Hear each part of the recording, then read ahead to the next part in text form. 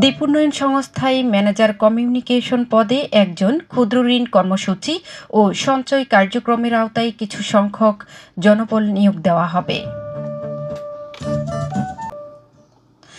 দ্বীপ উন্নয়ন সংস্থায় একজন দক্ষ ও অভিজ্ঞ পেশাজীবীকে ম্যানেজার কমিউনিকেশন পদে নিয়োগ দেওয়া হবে। কমিউনিকেশন পদে আবেদন করার জন্য আবেদনকারীকে মাস্টার্স পাস হতে হবে। আবেদনকারীকে কমপক্ষে 3 থেকে 5 বছরের বাস্তব কাজের অভিজ্ঞতা থাকতে হবে। এনজিও বা আন্তর্জাতিক সংস্থায় কাজের অভিজ্ঞতা সম্পন্ন প্রার্থীদের অগ্রাধিকার দেওয়া হবে।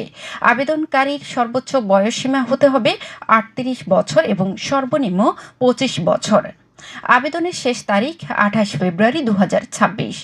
সমস্ত কাগজপত্র প্রতিষ্ঠানের নির্বাহী পরিচালক বরাবর সরাসরি ডাক ও কুরিয়ার যুগে 24/5 Mallika prominent housing 3 pisciculture road, Mohammadpur, Dhaka 1207 এই ঠিকানায় পাঠাতে হবে, অথবা dus.recruitment@gmail.com এই ইমেলেও পাঠানো যাবে।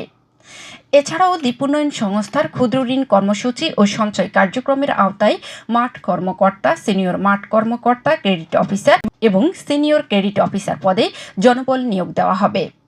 মাঠ কর্মকর্তা ও সিনিয়র মাঠ কর্মকর্তা পদে আবেদন করার জন্য আবেদনকারীকে এসএসসি পাস হতে হবে।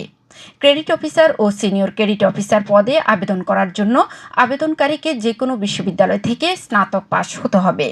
সিনিয়র মাঠ কর্মকর্তা ও সিনিয়র ক্রেডিট অফিসার পদে আবেদন করার জন্য আবেদনকারীকে 1 থেকে 5 বছর বা তার অধিক অভিজ্ঞতা সম্পন্ন হতে হবে।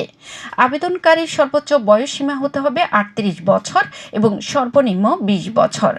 বিস্তারিত জানতে যোগাযোগ করতে হবে দ্বীপ উন্নয়ন সংস্থার হাতিয়া ফাউন্ডেশন কার্যালয়, নোয়াখালী আঞ্চলিক কার্যালয় অথবা ঢাকা প্রধান কার্যালয়ে।